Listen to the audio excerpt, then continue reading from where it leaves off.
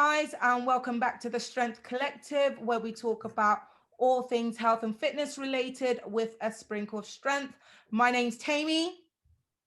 I'm Alex. I'm Ben. I'm Chris. I'm Joe. I'm Alex. Sorry. No, that's okay. So, Joe, do you want to go first and introduce yourself to the Strength Collective listeners? Because we've got, 1920 followers now on YouTube. So, Hey, you want to introduce yourself and, what you do, and tell us a little bit about who you are. Okay, so my name's Joe Calvino. I'm an Olympic GB in England weightlifter. Have been for well over 25 years now. I have been 21 times British senior champion and multiple British and English record holder across mainly 2 weight categories. I've competed at all major championships, 4 Commonwealth Games. I'm a coach. I officiate. I'm a lifelong contender, I think, for weightlifting. But I also work in education. So I'm currently at a college delivering sports science. My previous sport was diving, so I'm involved a lot across both sports of diving and weightlifting, with event management and running competitions and educational courses. And previously, within other roles, I was a talent and development manager for British Diving, which obviously identified someone called Tom Daly, who you may or may not have heard of. And so, my roles, I've always been heavily involved in sports development. I do work in the youth charity sector, trying to raise awareness across sports and try and encourage more kids and people to try weightlifting. And in the last couple of years, I've got involved with UK Anti-Doping and their Athlete Commission, where we look at some of the issues around just raising the awareness of education in sports, supporting governing bodies and looking at how we can better inform not just athletes, but coaches and anyone involved in sport. So, lifelong in sport, love it. And that's me. So we're going to come to you, Alex C, because we've got 2 Alexes in the room today. Hi, it's a long time actually since I've been called Alex C. I remember that actually in primary school, so it's given me flashbacks, nostalgia. So my name is Alexander Clark. I am probably best known at the minute as the owner of British Strength magazine. However, my kind of journey in strength training, all things like that, is I started out as a bodybuilder. Started bodybuilding very young when I was 15 years old, first competed at 16, did my last competition in 2012 at 22 or 23 years old. Found powerlifting in 2014, and since then kind of fell in love with the sport, fell in love with just, strength training. And since then, I've won some kind of federation weight class British championships like GPC, British championships at the 125s. Competed in Europeans. I've won the Raw overall Europeans in the WPC. Won the underbottom deadlift challenge in 2019. And I guess the best lifts I've done are squat row with reps 337.5, 227.5 kilo raw bench press, 385 kilo raw deadlift. And like I say, the thing that I'm most known for is running British Strength magazine. Started British Strength magazine at the very end of 2015, I believe. I think the first issue came out right at the start of 2016. We are 29 issues deep currently, with the current athlete on the cover as Rhiannon Lovelace. But of course, in issue, was it 27, Tammy? Yeah. Yeah, issue number 27 was Tammy. We interviewed her. And it's basically, British Strength magazine is trying to cover powerlifting, whether that be tested or untested, as well as some strongman, strongwoman too. I want to get more into the strongman, strongwoman type things going down the line. But yeah, just to try and basically bring more of a limelight to this fairly niche sport in the UK. I'd like it to grow bigger and get more exposure, like the magazines that I saw when I was bodybuilding as a kid. I'd just like to be able to bring that to powerlifting too. So I also host a podcast called British Strength Radio, which we might have Tammy on soon, maybe a couple of other you guys, like once we've chatted today, who knows? Ah, thanks. That's actually great. So I'm just going to spotlight back on me. Oh, we're shared. You see, it doesn't want to leave you alone. So guys, today we're obviously going to be talking about drugs in sport. That's the main thing. So before we even get started about drugs in sport, I'd like Alex, my Alex. Oh, I love saying that, you know, even though his girlfriend will kill me, my Alex, to kind of give us a definition about, the difference between enhancement drugs and recreational drugs. If you can kind of give us a quick definition. And then Joe, if you want to kind of jump in, if there's anything that we miss, do let us, and then we'll have ask a few questions. You ready, my Alex? Always ready, Tam.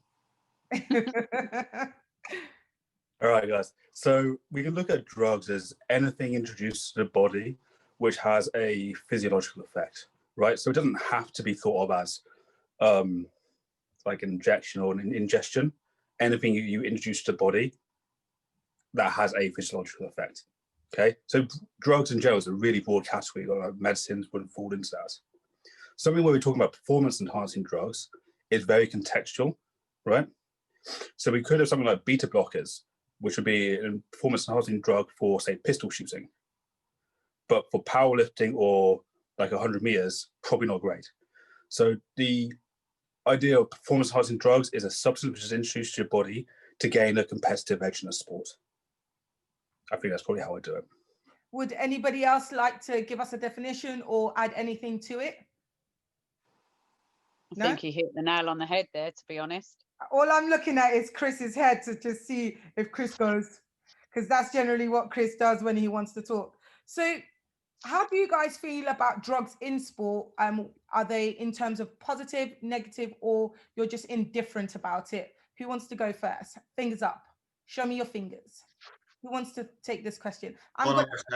Hey, thanks, Ben, because I can see everybody else a bit, So I don't mind. I just didn't want to be the first one to go first. I knew that was what's going to happen. But honestly, Joe, don't worry. We're all in this together. It's literally just a chat, nothing too serious at all. And our ex-army man is going to be the one to tell us how he feels. Yeah, so I think me and Alex, your Alex Terry, align on this quite nicely, right? I think, if you're competing in a federation sport where it's banned, don't do it. But I've got nothing against those that want to take it, whether it be for bodybuilding or another powerlifting federation, as that's my current sport, to do so. I think, you've already alluded to it. I spent 13 years in the army where we were drugs tested frequently, right? 4 times a year was not unusual, and therefore if any of my guys got caught, they get thrown over the coals. But in whatever sport you're interested in, I think, if it's banned, don't do it. If it's allowed, then crack on, right? We all know you all know what you're putting yourself into. Joe, do you want to go next? Yeah, I think, drugs in sport is such a big area. For me, I'm similar to these guys. If you're involved in competitive sport, then, and you're subject to testing, then you shouldn't be doing it. I've always lived by the rule, and I've said to individuals, if you do what you do, and it's entirely an individual's decision as to what they do, and if they feel that's what they need to do, they do it. But I've always said to people, if you get caught, you need to be a man or a woman about it and actually own up and say, what I get really irritated and narked about is people that then, they get caught and then they put the blame onto something else, such as a supplement or something. There's a whole load of denial, or I just think if you're going to do it, at least be honest and own up to it. But I think, yeah, any sport you're in where you are subject to testing, and there's a real lack of respect, I think, from other athletes. If you're cheating, in a system, and you're participating in what you think is a clean sport, and there's other people cheating, then it just breaks down the opportunities for an individual to get success. And definitely in my career, as I said to you guys, I started lifting at 13 years old, and it was like early 90s or early to mid 90s, where WADA didn't exist. Anti-doping wasn't a massive program across all nations. I'll say in some sports in this country compared to other sports, it was more prominent. And so I came into a sport where, again, I saw the effects of what can happen if you are on drugs, especially for a female. And I've always said, I think with females, you have a lot more to lose in some respects. And I used to look at them and just think, I used to say to people, I might not be the best in the world. I might not be number one or number two or number three, but I am a girl, and I look like a woman, and I am feminine, and so there's that level of integrity. But I think, everyone's their own person, and they need to think about their actions and what they do. But if they do get caught, then they need to own up to those actions. Alexander, do you have any input? Do you want to? Yeah, absolutely. So I'm obviously of the opinion, like I think most of us are here, that as long as it's not actually cheating within the rules of your federation or your sport, then you can carry on and you can take performance enhancing drugs if you wish. That's not many sports, of course. I think it's pretty much every single sport is drug tested, other than one aspect of powerlifting, one aspect of bodybuilding. Now, I, at the same time, feel like it's great that there is drug testing, involved in those sports as a drug tested side. So there's the IPF in powerlifting and other natural federations whereby you are tested. And I think the reason that it is so good is because it doesn't then put pressure on people to say, if you want to achieve anything in this sport, you must take drugs. So I think it's great that there's a tested side. I think that it's also great that in things like the Olympics and all of the sports that they have tested elements, because like Joanne said, if you're a woman, you don't want to be pressured into thinking there's no testing in this sport, or the testing is very, very, very, very lax, whereby I can get away with basically taking anything. So therefore, if I want to compete with these girls, I have to take drugs. That would be a very sad state for us to be in, whereby, young kids feel like if they want to become a professional sports player, that they have to take drugs. Now, people will argue with me here, probably maybe people either on this panel here or people watching or listening, saying that, oh, but everyone in this sport is taking drugs, everyone in that sport, they just taper off in the right amount of time, or they use, this, that, and the other, are very short-acting compounds. But I don't think that should mean that we throw testing out the window. I think as well, things such as MMA, the risks to the athletes, if their opponents are too juiced up and too powerful, it can have, death can occur by, someone being hit too hard or knee too hard or something like that.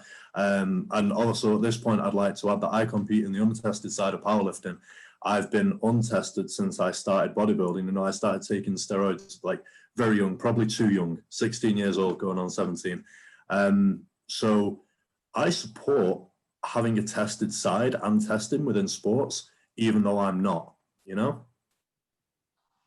that's absolutely great. You made a statement about, some people feeling that, everybody's on it. So, I have to take it too. I kind of felt that way when I did track and field, because of all the rumors that you would hear and the things that you would see, especially when I was racing in Europe. It was really bad. But for me, it got to a point where I thought, I want to be the best I can be. And I know I can't be there with them lot. So I just found another sport. But I do understand that everybody should do, what they feel comfortable with. I just don't like the athletes that cheat. So, I was always, the bridesmaid, never the bride. but then I could tell you 4 of the athletes that I trained with that were on something, if that makes sense. And you're like, but I'm missing out because of them.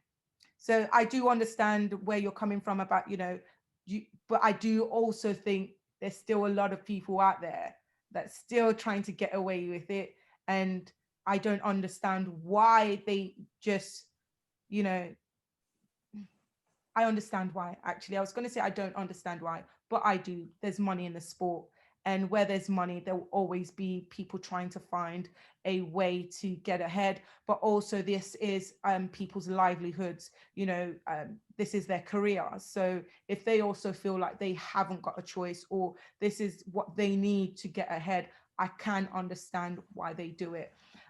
Chris, I want to ask you a quick question, Chris. In terms of the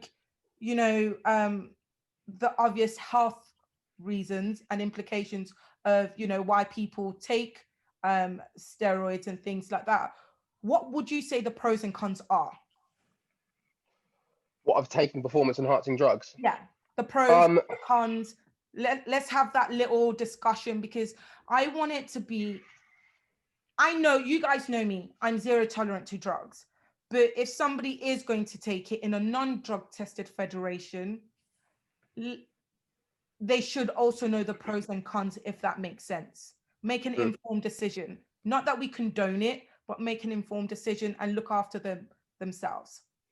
I'll have to speak from 2 of my friends' experiences who have used drugs or do use drugs, and try to kind of give an impression about the longer term side effects of it. Because I think one of my friends, Joe, who deals with assisted bodybuilders, unassisted, his opinion is if you're going to go on to performance enhancing drugs, you're probably going to have to run something basically as long as you are still competing or alive, because the function that you might lose after you've stopped taking it is going to be a bit weird. And one of my friends, Jake, who probably used it more recreationally when he first got into bodybuilding, I think that's most of the people that I know of who would have taken stuff, that's the route they went first. Like Alex, they went into bodybuilding first, and that's kind of where it started.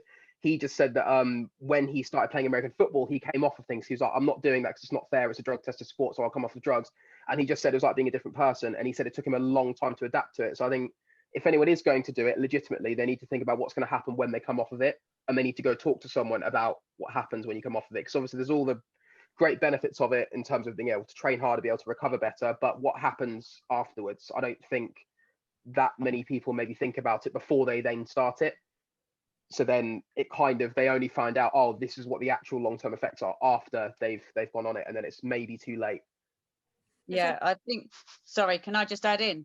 I think Chris is absolutely right. I think people, when they think about taking it, especially just recreational gym goers, or as we call them, like gym bunnies or gym rats, whatever you want, like every gym has their different name for those guys that just come in and want to train or do bodybuilding stuff. And I think they don't actually realize the long-term damage that could take effect further down the line for this short-term, for it is a short-term gain. And I think all they're thinking about is like the muscle bulk and the size and those aspects. I think they don't always necessarily realize even like the imminent side effects, like mood swings and tempers. And I've come across people who just their partners have started using it, or like friends and their partners have got involved and started taking it, and the side effects, and just they're talking about the behaviors of their partner. I'm like, but you do realize this is because of XYZ. And so I think, I think the pros are very, very short term compared to the long term. Most people don't look at the cons or the negatives or the long term effects of what they're doing. I think they're just living for that short term. It's almost like the quick fix, right? They want to be able to look the desired way they want to look, or lift the weights they want to lift as quickly as possible. And I think that's where it starts to, the pros far outweigh in that short term aspect. Temi, if it's all right, can I just jump on something Chris said quickly? And that was going from a sport or a training style where it was okay to take performance enhancing drugs, and then moving on to... I know what you're going to say, and I want to talk about this later. I do want to talk about this later, so do not go too far. Yeah, we are going to talk about it later. But can you actually, now that you're on, do you want to talk about your experiences? You don't have to name any names, but in terms of, side effects, whether it was hair loss, whether it was, especially for a female, I've seen some females. Okay, I went to a competition. It was Lithuania. It was the Europeans. And I was competing against a female and I had to turn around twice. And I genuinely thought it was a man. And one of the officials said, "Excuse me, sir." And she turned around and said, "No, I'm a woman." But she sounded like a man. So, I'm assuming somewhere along the line, she has, taken stuff before. But from your perspective, and in terms of, I know that you've had some experiences, not personally, as in you have had some experiences with steroids. Yeah.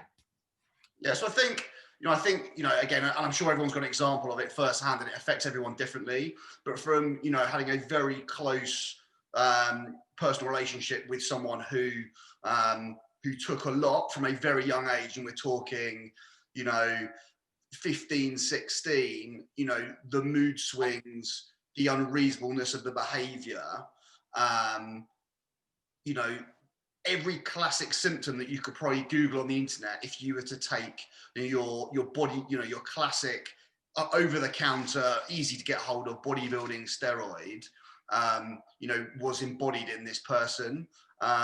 You fast forward, I think it was in 7-8 years down the line, when this person then came off because they wanted to start a family, the health complications thereof were then immediately realized when, having particular tests to ensure that certain elements of the male physique were functioning.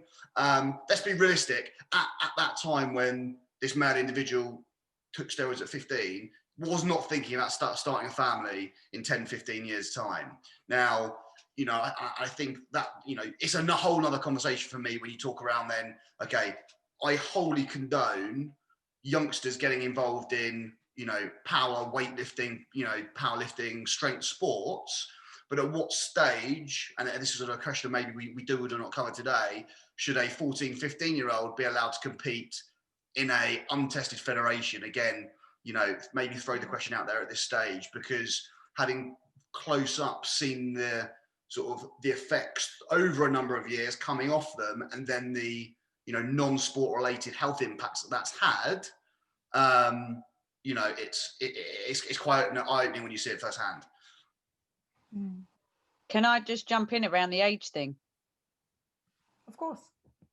Okay, so just referring back to Ben, what you were saying around children in sport, there's been a number of countries in weightlifting where they've had junior teams, or like Chris will have known from a massive German report that came out last year around a Thai weightlifter who was talking about how they were put on as young lifters, sort of pre-teens and early teenage years. And what the IWF, and certainly from a national point of view as well, is it now starts to cross over where there's anti-doping, and it's in young children or people under 18 or vulnerable adults. They are now looking as that can be deemed also a form of child abuse if they have been forcing the young athletes to take it in. So I think there's now sort of federations and agencies are starting to recognize the importance of actually targeting education around anti-doping or those factors, because again, I think in some sports, not necessarily all sports, but I think in some sports, and we've seen cases over the last few years starting to crop up a little bit more, where parents are completely oblivious to what their child is doing in training, or what types of training or just what types of coaching or behaviors they're being exposed to whilst they're in a sport. So I think, that you're starting to see more information and more kind of systems and strategies put in place to try and minimize or just educate in that area. Well, I think Can I as well. speak on this for a second? Hold on. Ben, if you just hold on, let Alexandra go, and then we'll talk about what you want to say next. Okay, so I think in terms of side effects and coming on and off, I think every type of steroid course has to be given context. So what Ben was saying about his friend, I don't want to make assumptions, but it sounded like he was on for quite a long period of time, i.e. years and years and years and years. Yeah, that's right, yeah. The event, is that correct? Yeah, that's right, yeah. Okay, so then he eventually came off. I mean, I think it's only been very recently that the accepted thing to do amongst a lot of users was stay on for long periods of time and never really come off. So what they call a kind of blast and cruise. Whereas when I first started taking stuff, I'm kind of glad now that I had the sense to go on and then come off, you know, go on for maybe 12 weeks, come off for at least 12 weeks. I started too young, but what that kind of gave me was I still, like you say, I still kind of had an idea of how to grow up knowing who I am often. I think who I was often was altered by the fact that I'd been on them anyway, simply because if you go on for the first time ever and you had a certain amount of testosterone going down your bloodstream, say like your testosterone levels were, I don't know, as a young man, probably like 25, 26, 27, right at the top of the range if you're lucky. You come off. I then got my testosterone levels checked, you know, something like 8 weeks after I finished the course, 10 weeks, and they were at 16. So there was a normal range, but that was all, you know, for life. So although I do feel that, you know, things like mood swings and side effects can definitely do happen. I think everything has to be taken into the context of who the person is anyway, because a lot of people will say that you know, introducing, you know, exogenous testosterone or, you know, any steroids to a person will amplify characteristics of that person. And I certainly believe that some compounds, particularly things like Trenbolone, Deca, have certain effects on the mind too. But it has to be taken into context of who the person was beforehand. If they were a hothead beforehand, if they were egotistical beforehand, yeah, it's likely to get a lot worse. But some people can take stuff without really having any type of change that way, and remain very mild-mannered throughout the whole duration. And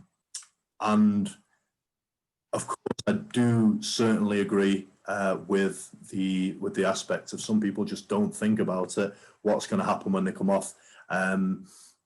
I don't think I was even educated about the hormonal suppression side of things. But again, even with that, dosage and duration makes a big difference. Yeah, no, I think, you know, the example that I used was very extreme, and you know, the guys, you know, the strength collective team know, I've sort of spoken about this before, but the gym I went to when I was at school was rugby players at one end of the gym, bodybuilders at the other end of the gym, and this individual sort of was a breakaway group from our rugby group, ended up with the bodybuilders, and I think, you know, went max out. You're right, you know, in that gym there are also other, what I would say, you know, responsible performance enhancing drug users who I know for a fact haven't had the same side effects. It was just that sort of extreme end of the scale. But as you say, you know, I think, you know, being educated about it and knowing who you are as an individual about, you know, what you do and what you don't need to do is, if you're going to go down that route, then, you know, I think, you know, you've got to be, education is best armed in this sort of case. Yeah. So guys, going off that, we know that there are athletes that have failed drug tests. And let's say whether it's, I'm going to use athletics for an example, right? There's athletes that have failed drug tests, they've done their ban, but they've come back. Do you feel that there is still a benefit to have been on cycle, if that makes sense? Are they still going to receive the rewards from being on that cycle that they served the ban from? So prime example, we can use, I'm not sure if we can use his name. I might block out his name, but I'll say it now. Dwayne Chambers, you know, when he failed his drug test, he did his ban and he came back. He still, in theory, from all the articles and journal articles that have come out, would have still had benefits to doing those cycles. Does anybody have an opinion on that? Athletes coming back from drug bans and whether it's fair or not fair? I do, but I don't want to jump in again before my turn. So if anyone wants, Chris, I'm going to throw it at you because I know you don't mix your words. I'll go I after think Chris. I think Alex, Alex Miller, I think you Temmie's Alex. I think you were saying that there's like a study that's shown that the way that your genes and like your muscles express themselves.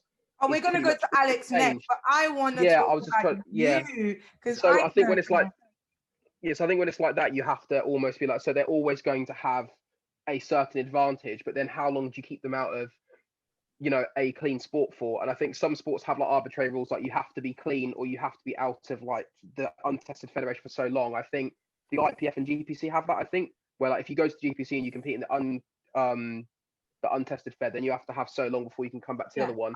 So with that, you're correct. IPF does do that. Yeah. So I think it's difficult because you can tell even on the world stage, like weightlifting, like Joe will be able to vouch for this. You could see when they started to be harder on drug users, some of the nations just went, right, we can't do anything anymore.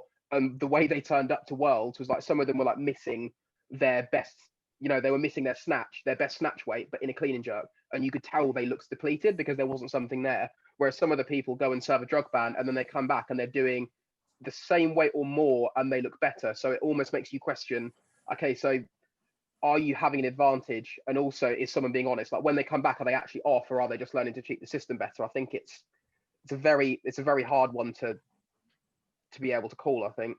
Alexandra? Yeah, so I think this definitely goes person to person and sport to sport. So we talked about coming off before, and also the hormonal suppression that results from that. One of the things you're going to experience is if you, say, for example, you had a testosterone level right in the middle of the range, 20, like I mentioned before, and then you come off, and then you are permanently at something like 7 for the rest of your life. Like you just can't, no matter how much PCT, post-cycle therapy you do, you will never get back above 10, which is the start of the normal range. That is surely going to be a disadvantage. But on the other end of the scale, if you can come off and maintain all the gains that you got by just your hormones bouncing back really easily, and also just having your training and diet and this, that, and the other in place, you can, in theory, maintain all of your maintainable gains in strength or size for the duration of your career until you just start to naturally decline anyway. I don't like hearing about guys going on and potentially even going on several cycles or being on constantly for years, and then, you know, being reintroduced back into tested sport. Personally, it makes me quite uncomfortable because I know for a fact. Now, let's say, for example, if I were to just go, right, I'm coming off, and in 5 years, is it 5 years IPF ban or 10 years? 3. The 3, right? Is 3 to 5. Yeah. If I said that I was going to do the perfect PCT and I was going to eat, sleep, and train perfectly for the next 3 years, I know for a fact that I would go in the and it would be unfair. I might not win everything. I know I wouldn't win anything. I wouldn't win everything now, but I would have a massive advantage, a significant advantage anyway, over what would have happened if I would have been natural all my life. And I personally couldn't do that, hence why I'm untested for life now, regardless of whether I decide to come off or not. Joe? Yeah, I think it's definitely an interesting one. I think it was quite interesting because at the start of this whole conversation, Dwayne Chambers, I don't know if you guys have read Dwayne Chambers' book, but I knew Dwayne and I trained with Dwayne regularly, and you could see there were changes, not necessarily like physical, but just the weights he was lifting. However, I think his book is really, really insightful. And I think what you have to remember is sometimes where people are using PEDs, especially in elite sport, you know, if you're being told, if you're getting bad advice around you, or you're being told everyone else is doing it and this is the norm. And I think, like you said, Tammy, like track and field is definitely a sport where there's a lot of whispering, I'm going to say. But I think if you're in necessarily a nation, it is considered the norm. But I think regardless of all of that, what you do have to remember is someone like a Dwayne Chambers or even some of the weightlifters, before they've done any kind of PEDs. They are talented in that particular sport. It's not just they were an average performer and suddenly took it and miracles were working wonders. Like a Dwayne Chambers, Dwayne was still running like 10 ones, 10 twos consistently before he started doing what he was doing. So I think there is an element, whilst, you know, I am a believer, and I was an athlete that refused to sign the petition against Dwayne being eligible to come back and compete because, you know, he was honest. That's the first thing. He eventually came forward and he said he was honest. So that always gets my respect. But he went away, he served his time. And I say it to anyone, you go away and serve your time and you keep quiet, you keep your head down. Yes, you are subjected to testing, definitely from UCAD. You'll be subjected to testing through that ban. And if you are looking to come back, obviously you will be targeted to some respect in your sport anyway. But I think, you know, I've always had the mindset, you know, we let people who have broken the law and served jail time, we let them come back into the community and come back into the system and try and prove their worth and create a journey. But definitely you can see in weightlifting, you have to give them a chance. You have to give, you know, I can't control exactly what everyone else does. The only person I worry about on competition day is myself. And I know 100% that I am clean and I've worked my butt off to be where I am right there and then. But I think, like Chris said, you can definitely see with lifters where they have been doing it. And it, again, I always say definitely in weightlifting in some nations, they don't get a choice. If they want to excel in that sport, they have to be part of that system, whether they like it or not. But you can definitely see the difference in nations when there has been a program compared to when the program's kind of gone on lockdown for a little while. And that was definitely evident in it was a World Championships, I think 2006, I think it was, where letters went out where they were starting to do the blood testing and the hair testing where they could trace back. And so the IWF sent a letter out to every international federation, and the athletes turned up and people were like 20, 30, 40 kilos off their best totals. They were just not where they're normally at because obviously they had to change the cycles, I guess is what they were called. Or they just didn't send that level of lifter. They sent much lower levels of lifters or poorer standards, which probably for British standards would have still been incredible. Do you know what I mean? So again, you know, I'm of mix when you start to look at, of course, they're still going to have some benefits after a while, but you can see definitely in lifting, you can see when they've not been off. But you can't take away someone like a Kasharina, who's a super heavyweight. Technically, she is so consistent, whether she's on or off, whatever she's doing, her lifts are consistent. And so I think that's, for me, you know, you've still got to be strong and you've still got to be powerful, whether you're a power lifter or weightlifter, to do those weights and put yourself under those weights. But, you know, you can see where that supplementation benefits and makes it a clear, distinct gap between them and us, I guess. I think some people feel that, you know, if you don't necessarily have to be talented and you take drugs and it'll make you really talented.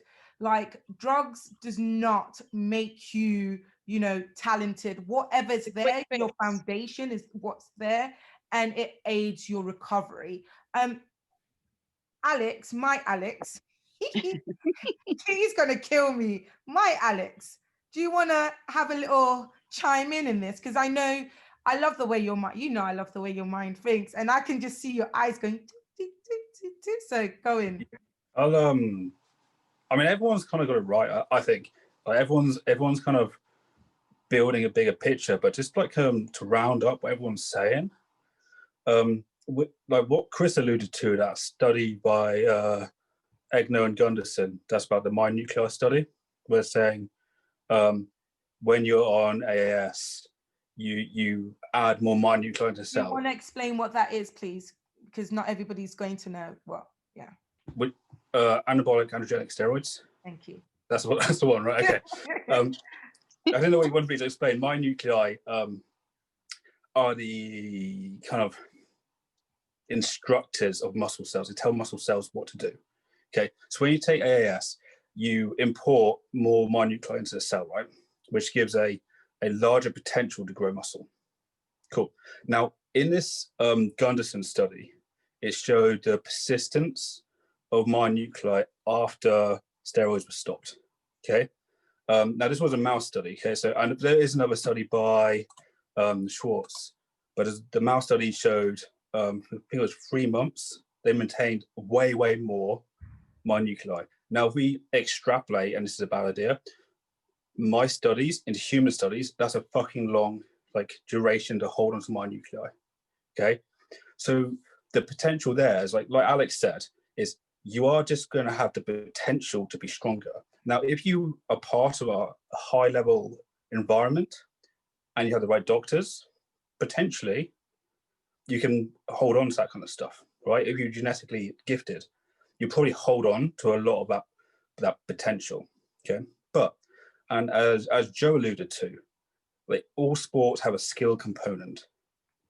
Okay, so we take weightlifting as an example because we're all familiar with it. Like if we don't let Joe and Chris do any competitive movement for the entire of their band, it doesn't matter how strong they maintain because they're going to be dumb, right? They're just not going to be skilled enough to do lifts, right? So my personal thought is if you have been caught doping, then you should survey an extended ban from your tested sport because of this persistence of potential. That makes sense? Yeah. And it seems really harsh because a lot of time people don't think about it. But like, that's not an excuse for anything else. Like we could accidentally kill someone, but oh shit, I just didn't know, right? It's just not an excuse. So yeah, I think that ties it all together, right? It does. And I think, sorry, Tammy, No. I think that's why I know, where previously with anyone that got caught positive, you could either get depending on what the supplement or the banned substance was, you either got a 6 month, a 2 year or a 4 year ban. That I think that is part of the science behind why they went, if anyone tests it, it's automatically 4 year ban. So I think it's only where there has been, cases or depending on the amounts or where the substances have come from that they've viewed at. But generally, I think that's why they've put, because they want them to almost miss, if it's an Olympic sport, that's potentially 1 or 2 year cycle. So that's why I think the 4 year ban is in place, possibly from that science. Don't quote me on it, but I think that could be why they then suddenly put that move to put every bat, like if you test positive for any substance of seriousness, then it's a 4 year ban straight up. It's just got to be like punishing enough, doesn't it? Because like if you miss an Olympics, you might only make one, so then that's enough. Well, you'd hope it's enough of a deterrent for people to be like, oh, I'm not touching that because I might miss my only chance. If it's 4 years and say you get banned in the year before the Olympics, and then you've got to serve that 4 year ban, you're going to miss 2 Olympics. So I think that's where they look at, that's why 4 is the magic number, I think. I think the only thing you get let off for is, oh, sorry, Tammy. No, I was going to say we do know of some athletes that have failed drug tests twice in their career. So yeah, you were saying? I think that the thing it goes like 6 months, 2 years, 4 years. I think it only gets brought back to a 2 year if like you can show it's like basically it's a human error. I think there's a weightlifter from London. I don't know if he still lifts anymore, to be fair, but he basically took a supplement where the drug that was in there wasn't on the list 1 year, then it was the next year, didn't check, obviously listed it down, like when you go into doping you have to list what supplements you want, what brand, and then they checked it and they went, this is what you took, you've listed it, and he went, honestly, I just didn't check, like I didn't think that it had been moved onto the list. And I think they brought it down to a 2 year, but then I mean you still miss out on a large part of it, but at least you're being like incentivized. If you're honest and it is actually a mistake and you can show it, we're not going to ban you for as long.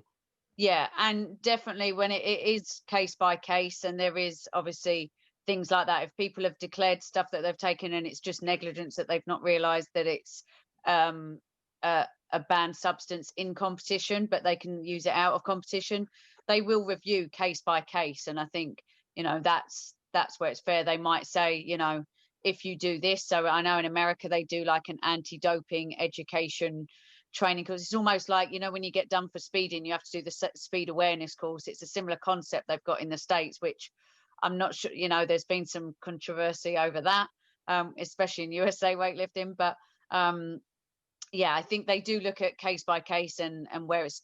But back in the day, it used to be if it was a masking agent or a lower level stimulant or a lower level masking agent, as that they were known back then, it was a smaller sentence that you serve. Whereas now everything is just straight in at 4 years. So earlier on, we were talking about, you know, this, you know, need for perfection when it comes to the body. And, you know, how, you know, women through social media are being told they generally have to look a certain way. Do we feel that the same is kind of subjected to guys in terms of why a lot of men or young men nowadays feel the need to take performing enhancement drugs to look a certain way? Is that something that we're seeing a rise of? Yeah, for sure. I mean, if you know Amy Rose, who did the Power book, Yeah. so she's looking at doing one for guys now on this topic, because we're seeing this rise in expectation for men, and it's not that the expectation upon men is any more deleterious than the expectation upon women. It's that guys don't have the coping mechanism. This is my thoughts. Guys don't have the coping mechanism to deal with that shit. Okay, like if you look at like social capital, like women have this wide base of social capital. Like you guys are friends, right?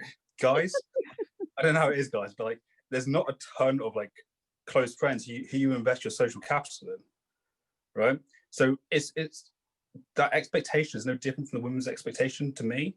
It's just the dealing of it is much harder, and that's why you see this rise in suicide rates or rise in counselling rates among younger teens, because we have this expectation now, but not any social support on how to deal with it.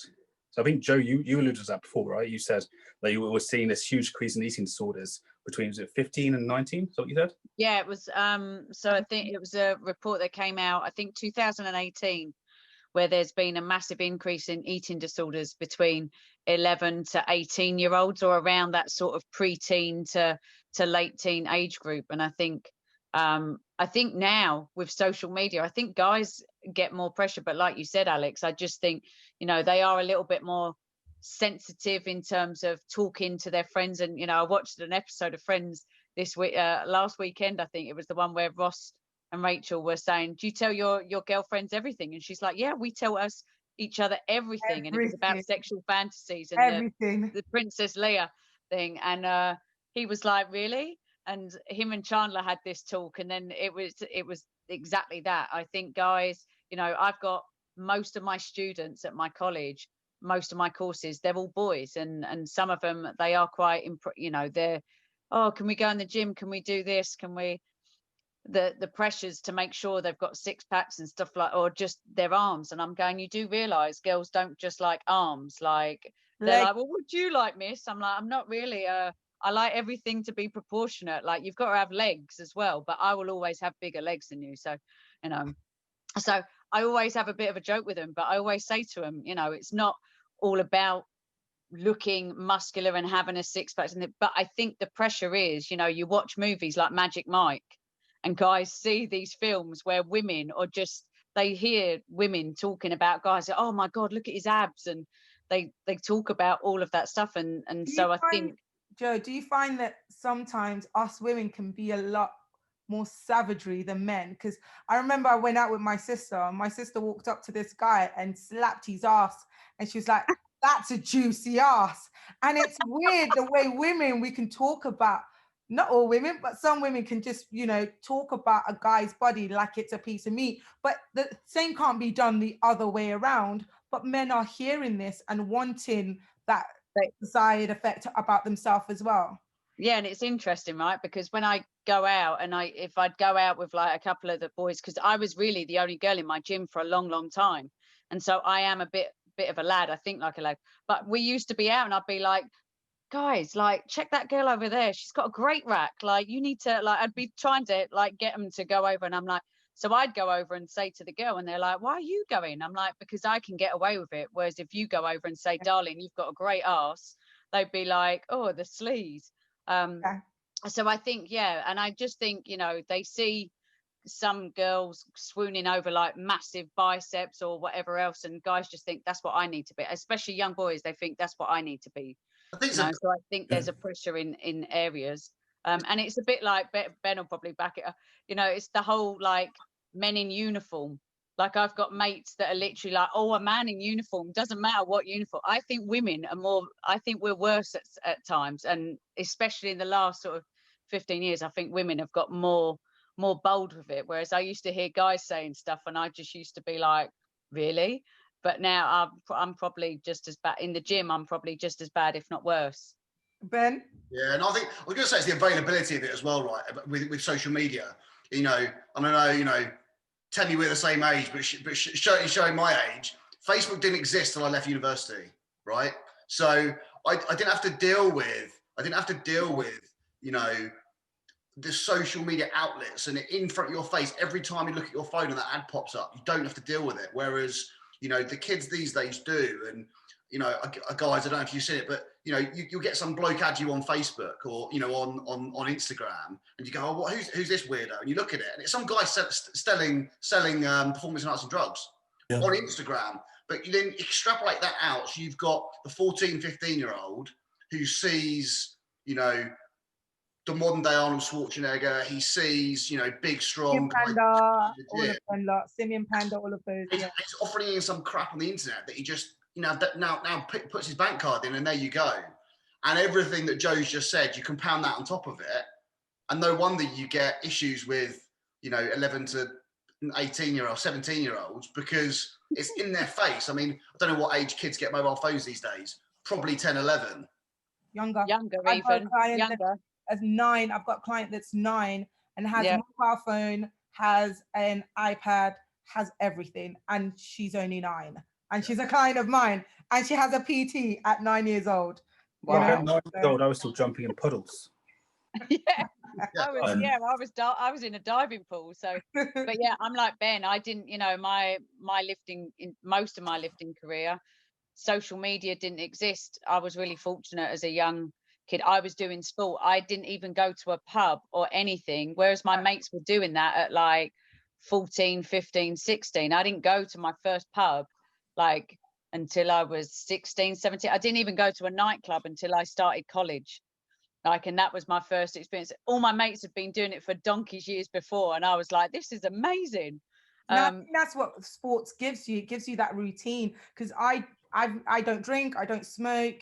Literally just because of training, I would have athletics, and you know, athletics here, we train on a Tuesday, we train on a Thursday, and we train on a Saturday morning. So, you know, you would be recovering. So I always had that structure. So I never really had to, you know, go out, get drunk, or feel like I needed to fit in with those lot. But Alexandra, do you feel in terms of bodybuilding, there's that, you know, need to have that amazing physique for men, and especially young men? And why did you start taking it quite early? I'm going to massively back up something that Joanne just said in terms of listening to female reactions to the male physique and that having an effect on the male. So I was that kid. I was 13 years old when the Vin Diesel movie Triple X came out, okay? So I was sat in the cinema at 13 years old, and there were girls around me, and they were like slightly older girls, like 14, 15. And that scene where he takes his top off, I can't even remember whether he was jacked or not. But when he took his top off, to me, he looked like, you know, a Greek god, and all the girls gasped. And at that moment, then I decided that I was going to be at the gym the very next morning. And I was at the gym Sunday morning before it opened, and that's the first time I'd been on time for anything. Just waiting outside the gym so I could start working out. So I can say that, and that was back then when social media didn't exist, that I think the pressure's always been there. And I think it depends on your personality. Like, some kids are going to just be naturally really secure, aren't they? They're just going to, I don't need a physique. And then they're going to have, you know, the gift of the gab, and they're going to be able to talk to girls. And you'll have guys like me in school thinking, well, I'm jacked and he's not. How come he's getting so many girls? It's like, you don't have personality, Alex. That's why. Going now, I think it's probably amplified. I think I think probably the mainstream has gone away from big jack guys, or it certainly did. Even things like the cartoons and stuff. Do you remember when all the superheroes and things like that used to be really muscular, and now they're not? So I think like they've almost tried to go away from that. But on things like social media, you still have, you know, those role models like, you know, all the Geordie Shore people, very, very, very image conscious. The guys very bolstered by performance enhancing drugs, performance and image enhancing drugs. And then you've got guys like The Rock, guys like, you know, in sport, Anthony Joshua, who has a great physique, who, you know, a lot of girls are going to fancy. And you've not just seen this on TV, you've seen it on social media too. And once you click, or, you know, once you start following one or a couple of these profiles, your I think it's called the Explore page, the page that gravitates to, it starts showing you more and more of this stuff, and you just go down this rabbit hole of thinking, that's what I want, that's what I must get, and you don't realize at the time that that's like the top point something % of people in the world that can achieve that, and that might not be, as many of us have found out, the key to what you want anyway. It's like maybe a false thing that you're chasing, and like you guys have just said there, it can create negative things such as performance enhancing drug abuse at a young age. Toby, I saw your eyes light up there when you speaking about AJ. I'm with her there. Yes, you know, guys. Listen. You now have a soft spot for AJ, so let's not talk about that. Let's not talk about that. Alex, don't worry. You've got the other half of my heart, but AJ has the main half, so bear that in mind. So don't worry. So, guys, do you overall? So we know the pros, we know the cons, and we all are from the same point of view that, you know, as long as you aren't misusing it in a drug-tested federation, you should be allowed to do what you want to do as long as you're safe and you're making sure that you're making informed decisions. Do you think we should just scrap everything and just have, I can see Alex smiling already, just allow drugs in all sports? Just have it like that. And I'm going to go straight to my Alex, because I asked that question because of him. Yeah, fuck yeah. Yeah, that'd be amazing. I want to see. I want to see someone throw a javelin 200 meters, right? Like there should. I think there should be both. But I think if you want to take people who want to get like huge and tear like their peck off throwing a shot put or a javelin, and fucking like have them go for it. As long as they're grown ups and they know the risks. Like fuck, like that'd be amazing to watch. There's a reason people watch World's Strongest Man. But they don't watch. Do you think they're juiced? Do you think they're juiced? Do you think they? World's Strongest Man. Uh-huh.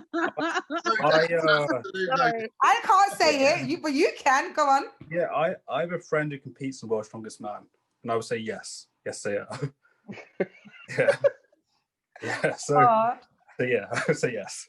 So Chris, from your perspective, would you say we should just throw out the rule books and just say, you know what, everybody for themselves, savage mode, take it if you want, and if you can't deal with it, get out of the sport?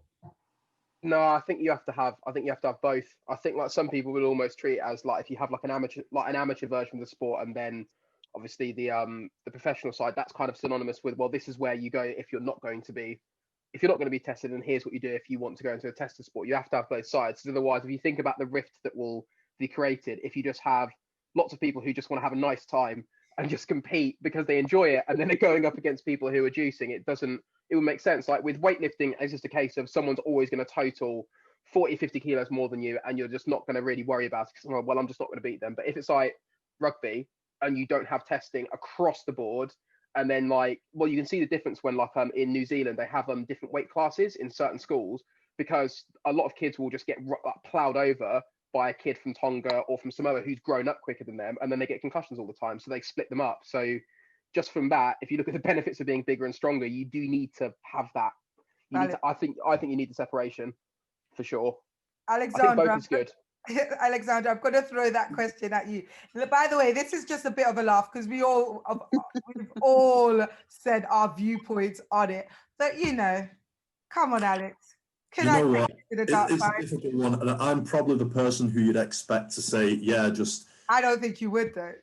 No, I don't. I wouldn't, because I know that in this kind of, like, if you think of this kind of perfect world, like where, rainbows and unicorns and everything like that, you'd have a tested and untested side to sport, or even better, steroids wouldn't have ever existed. So no one would ever know that you could go to this higher level, and no one would ever cheat, and it'd be great. I mean, it would be a good spectacle to watch, like the steroid Olympics, and then just have the Olympics. But I think they're never going to approve that because of ethics and things like that. I think maybe off the top of my head, maybe thinking of weightlifting. Like, I know this wouldn't happen to, because it'd no longer be an Olympic sport. But if you were to have an untested and tested side to that, to see what would happen, that's the closest one to powerlifting and bodybuilding that I can think of. Of course, in the past, in strongman, everyone thinks of strongman as just one element to the sport, i.e. it's realistically not tested, is it? But there's been natural strongest man. Definitely been a natural circuit. It just didn't get as popular because no one wanted to watch it. Yeah. So from your perspective, as somebody that has taken steroids, what advice would you give that 14-year-old kid that's just looking through Instagram and looking at these perfect bodies from somebody that's been in that shoes? What advice would you give them? Okay, this is a big one, but I would probably say, please be patient. And whenever someone tries to advise you or tries to get you to start taking something, again, just exercise patience and know that your body is not ready for it yet. That's the bottom line of it. Their bodies are not ready for it. A lot of the best athletes or the best bodies in the world, even if they have taken something, didn't start taking so older anyway. Like, you need to be an adult firstly to make the decision. And I would probably even say, for the benefit of your sporting career or, physique or powerlifting, whatever career, you need to be an adult probably to benefit the most from taking them in the long run. But I think it's really, obviously, kids can be very, very susceptible to, manipulation in that way, and susceptible in terms of to that dangling carrot in front of them, like, oh, I could be like this person, I could be like that person. So understanding the temptation, but trying to make sure that they have the correct mentors around them. Because people said the right things to me. They definitely said the right things to me, but I didn't listen because I had other people literally saying, if you want to be on the Mr. Olympia stage, which at the time I did, it nowhere near ended up happening. But they said that you have to start taking young because all these guys started taking young, pointing to the, the video of the Mr. Olympia that was on the screen at the time. And that wasn't necessarily true. Do you know what I mean? Some of them did, but a lot of them didn't. Mentorship and the correct kind of people around you is really key, I think. And in terms of your magazine, yeah. How can people get a hold of it? And what's your social media handle? Okay, so to subscribe, go to britishstrengthmagazine.com, and the steps from there are really easy. It's out every 2 months and it's £3 per issue. So it's good value too. My handle is at British Strength Magazine on Instagram, and if you just search for British Strength Magazine on Facebook. Don't really have Twitter. I think it has an account. So yeah, and if you want to subscribe as well, the link to subscribe is in my bio on Instagram. Oh, perfect. And Joe, in terms of, from your perspective as a coach as well, what tips and what would you say to that young, 18-year-old that, let's say, wants to get strong in powerlifting or weightlifting?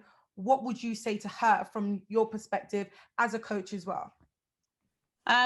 I think you definitely, for the younger age group, even younger than 18, I think For me, it would be explaining, just touching on what Alexander was saying around, give them the education about their bodies developing and the age group that they're in, because they're still in puberty phase. So, right up until 18, a lot can be changing.